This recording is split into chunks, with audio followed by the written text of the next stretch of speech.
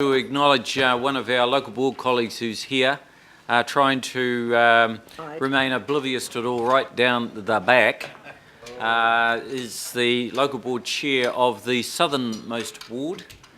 Happens to be turning 50 today. Wow. Happy birthday to you, happy birthday to you, happy birthday dear Andy, happy birthday to you. Up, up. You'll shout, Andy, later, okay? He's actually 60, just to... Told me he was 40. 60. He's 60. He told me 40. No, he's 60 today. Congratulations, mate. 60, nice. Nothing wrong with 60. Nothing wrong with 60. You're upsetting a few people now. That's right. He just aged 10 years 60 in is the the new space 40. of 2 minutes. Okay, right. Now, councillors. No, George. We've had, order please. George, will you sit down please? Coffee. We've had a good long process this morning, and I want us to try and deal to this by two. Right, so I've got three people who formally want to speak. I've got the batting lineup is Bill, Cam, George, and Chris. And I want to ask a question. And a question, okay. Cal, Dick. Question from. Maybe my question could go first. Oh yeah, okay. Your question first, Penny A, Penny W. Yeah, can I just ask the Chief Executive, a lot of people in my area are concerned, until I explain to them, that the levy is being used for the CRL. I'm not giving us an explanation, but maybe you could give other people an explanation. Through you, Chair, so just to ensure that people are clear, the City Rail Link was in both transport options, so the transport levy contributes to a range of modes and network improvements.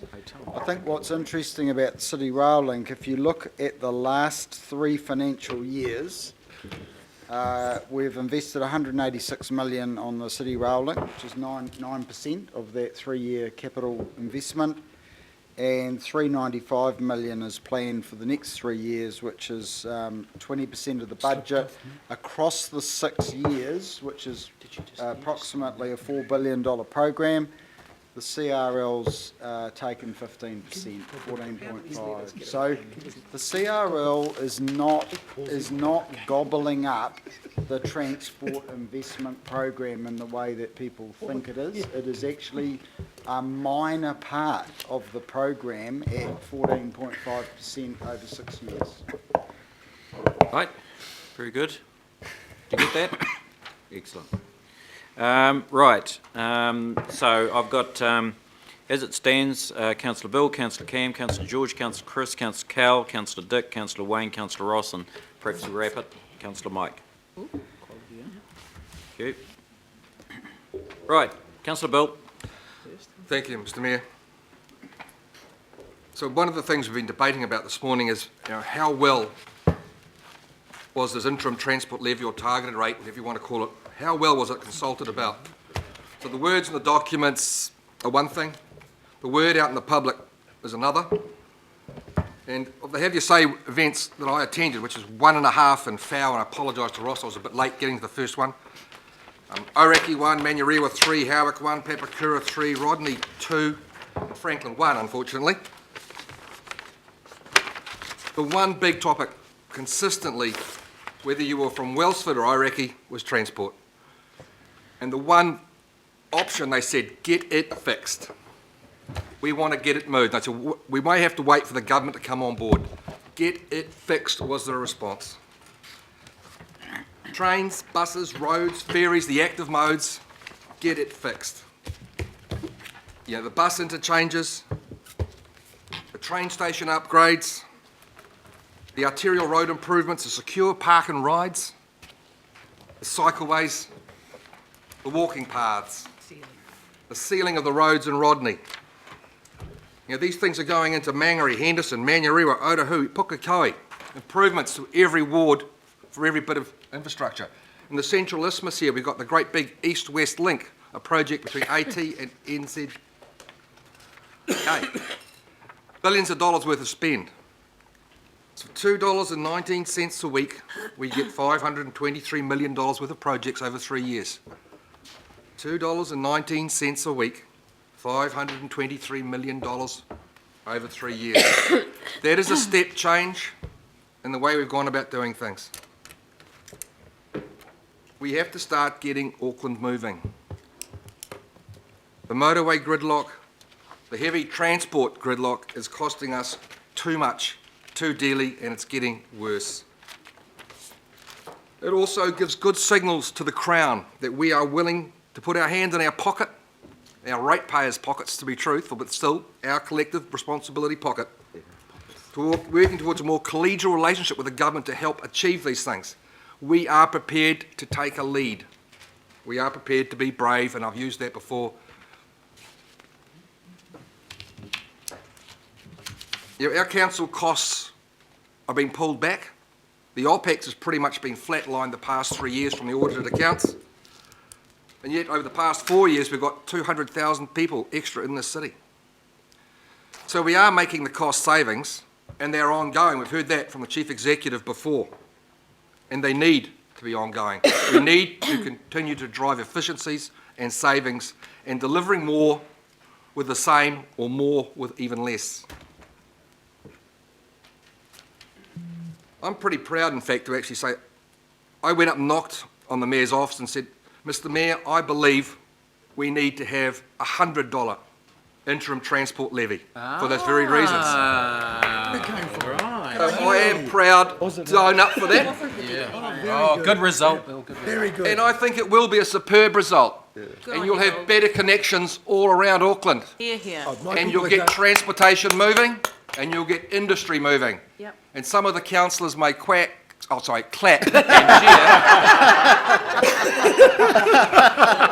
And that's fine. That is absolutely fine. I am prepared to stand up there and quack with my ducks in a row. Quack, quack, quack. I want to deliver transport for Auckland. No apologies made. No apologies made. Because I believe it's a pathway forward. And I'm prepared to stand and fall on that because I believe in it. And I look Good on you, Bill. at Councillor Alf, Councillor Arthur, whose communities are having big increases. Councillor Alf's 16.9% for residential. Yet his community sees the advantage they're getting that this interim transport rate will deliver. That's bravery. To stand up to your community and say, guys, you're getting thick end of 17%, but you're going to get a new bus interchange ×2. You're going to get improvements. We are going to make your life a little bit better. And it's amazing how those people are willing to put their hands up and say, great, bring it on. I stood on the green bus in Pukekohe markets last month for 3 or 4 hours with Andy Baker and Andrew Bailey, our MP. I don't know how many people came through, probably over 400 or 500. And they wanted to hear about the new things that were going on. But the big message was, get transport going. We want to be able to catch that train and that bus into town, into the airport, into where they work in East Tamaki.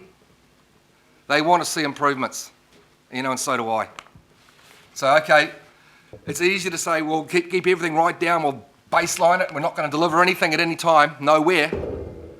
But I think Aucklanders are prepared to say, we will put our hand in our pocket to deliver the things that Aucklanders believe in, which is this city and this country. So, Mr Mayor, you know, I don't apologise for anything I've just said. I'm proud of it. Proud to be sitting around this table and proud to be working as a team to try and make things better. So, simple as that, lay it on the line. Auckland needs to get moving. Well done. Yeah. Thank you. Go on you, Bill. Councillor Cairn. Thank you for your enthusiastic call, Mr Mayor. A few of us were sitting down at lunch and reflecting on the fact that this is supposedly not a crisis, and if this was happening in Parliament, if you had a Prime Minister on 5% who couldn't get a budget together and had a third of MPs about to put through a budget, how would the public look on that? And how would they look on the leadership of John Key if it got to that? and I think we all know how that would be treated publicly and through the media. And so I see this, the fact that this 10-year budget will possibly only be supported by possibly a third of the governing body is not only unprecedented as a term that we've heard today, but a disaster in leadership at all levels. It's unbelievable that a $60 billion budget could be passed by a minority of councillors, particularly when you consider 80% of Aucklanders said 3.5% was too much.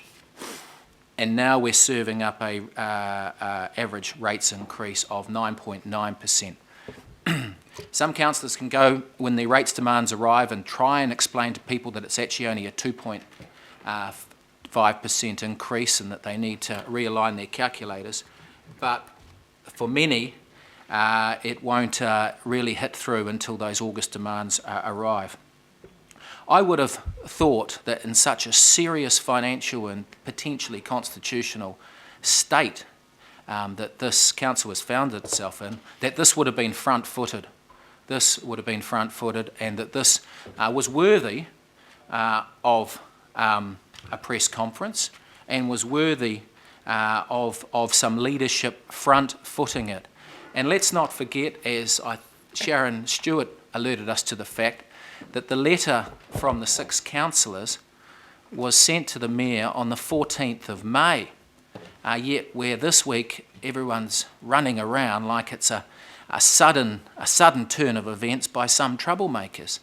And let's not forget that the councillors that introduced their letter by saying the transport targeted rate adds significantly to the level of rates that is already difficult for many Aucklanders to afford. It goes on. We signal our concern at progressing with the targeted rate at the present amount.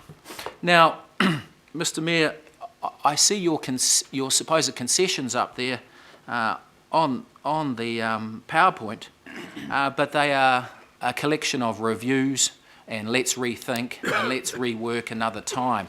There has been no addressing of the primary concern, what these councillors, 6 of them, raised to you 6 weeks ago, and that was, quote, the level that this takes rates that are, quote, already difficult for many Aucklanders. That primary issue has still not been raised.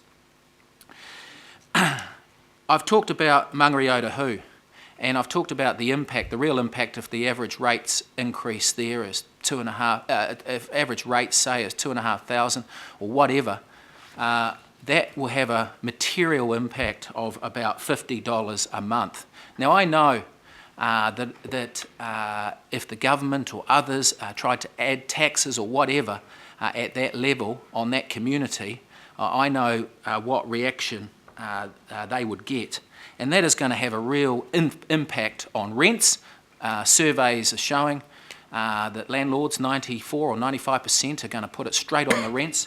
And as I've said, that is going to hit our most vulnerable, and as Christine Fletcher has well represented over the last 5 years, particularly our elderly from right across this, the regional spectrum as well.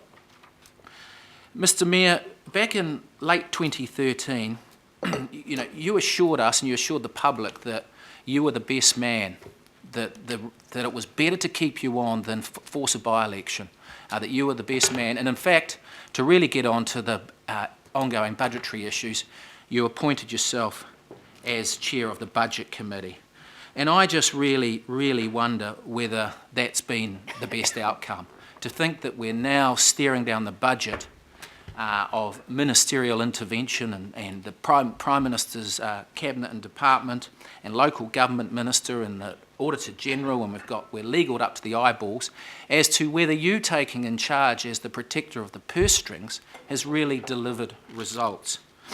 You've said that Aucklanders, and you've repeatedly said overall Aucklanders have been pretty happy with this and pretty happy with the direction of Auckland. And as Councillor Dick Quacks, one of our great Aucklanders and New Zealanders, has said, Aucklanders have always been proud of Auckland.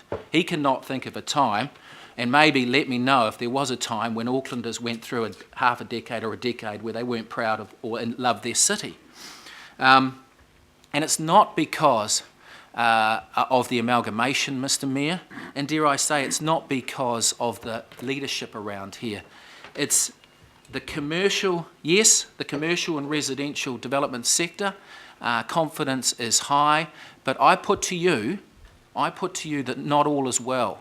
I put to you that confidence in the municipal matters in Auckland are at an all-time low. Some around here start talking about how unhappy everyone was with the regional council.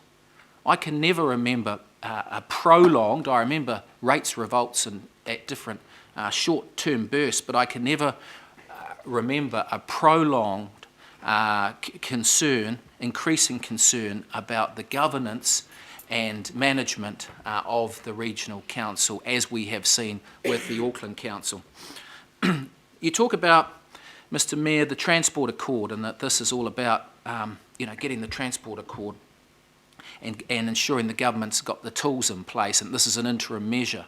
Well, as we know, the government is miles off coming to the party on that. And in fact, you perfectly illustrated just how far off they are. I hear from government members and insiders that they're going to run this council out, unquote. And you hear that they're going to take 3 months to set up the terms of reference in the Transport Accord and then 12 months to deliver it. Well, I was never that good at maths, Mr. Mayor, but that takes me to about October the 8th next year as to when they will suddenly be at a place to rule on what they do with the Transport Accord. You've told us that the Transport Accord is not just about projects, that it's also about funding, dovetailing in, it's all going to be there.